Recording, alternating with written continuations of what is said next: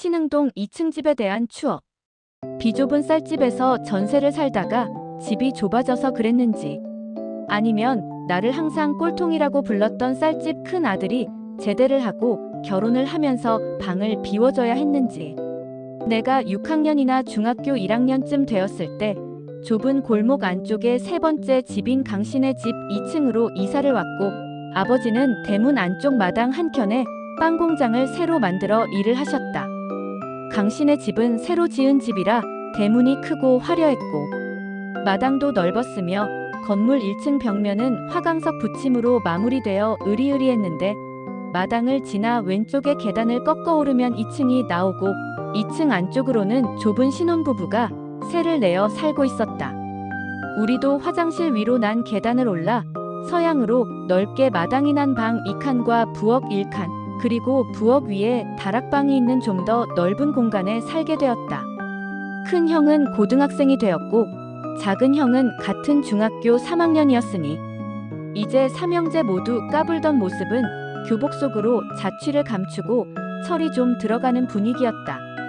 우리가 새 들어온 집은 전에 나보다 조금 어린 녀석이 살았었는데, 그의 아버지는 관광버스 운전을 한다고 들었고, 그 집 아주머니는 남편이 집에 오는 날이면 미리 저녁 준비를 해놓고 얼굴에 화장도 예쁘게 하고 한복을 곱게 차려입은 채로 마당이나 계단에서 놀던 우리를 집으로 가라고 보내면서 계단 밑으로 마중을 나가는 모습이 내 눈에 참 신선하기도 하고 애정 깊게도 했던 것으로 기억된다.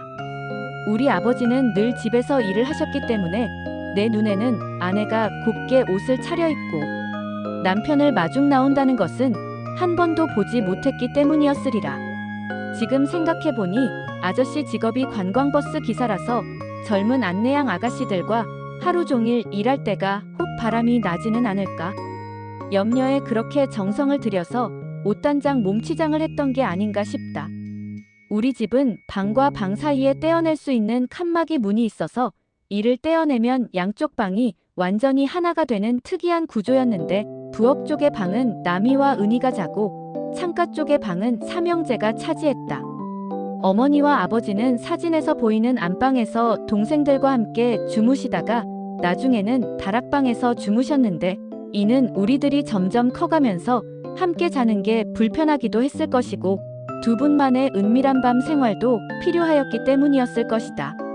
나는 중학 3년 동안 교복을 착용하였고 고등학생이 되면서부터 자율화로 사복을 입게 되었는데, 교복을 입다 보니 행동거지도 초등학교 때와는 달라지게 되었고 미래에 대한 생각도 차츰하게 되면서 공부에도 신경을 쓰면서 성적이 좋아졌는데, 그 계기는 아마도 아버지가 처음으로 사준 거금 3,000원짜리 중 1 영어 문제집이었던 것으로 생각된다.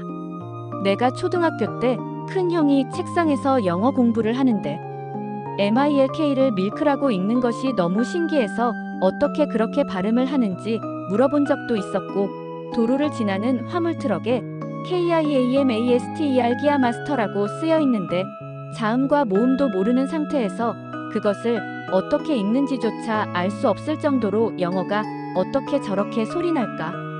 나름 발음해 볼 정도로 미지의 영어에 대한 호기심을 가졌으나 배울 기회는 없었다. 우리 때는 초등학교 시절에는 영어 공부를 전혀 하지 않았기에 알파벳도 잘 모르고 6학년 말쯤에야 알파벳을 칠판에 써놓고 익혀서 중학교에 들어가서 배울 준비를 하는 정도였다. 하여튼 그 영어 문제집은 하도 여러 번 풀고 또 풀어서 그때 영어에 대한 재미와 더불어 어느 정도의 실력이 붙게 되었다.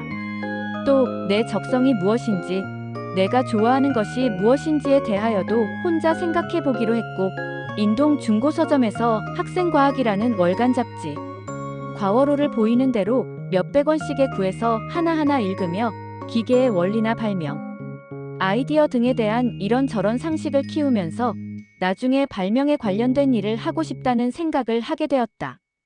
또 큰 형에게 부탁하여 학습용 현미경을 거금 3,000원에 구입하여 양파잎이나 달개비 풀, 머리카락, 코딱지 등을 관찰하기도 하면서 과학에 대한 호기심을 충족하기도 했고, 특히 아카데미 과학의 프라모델인 비행기나 보트를 조립하여 책상 위에 진열해 놓고 비행사의 꿈을 키우기도 했다.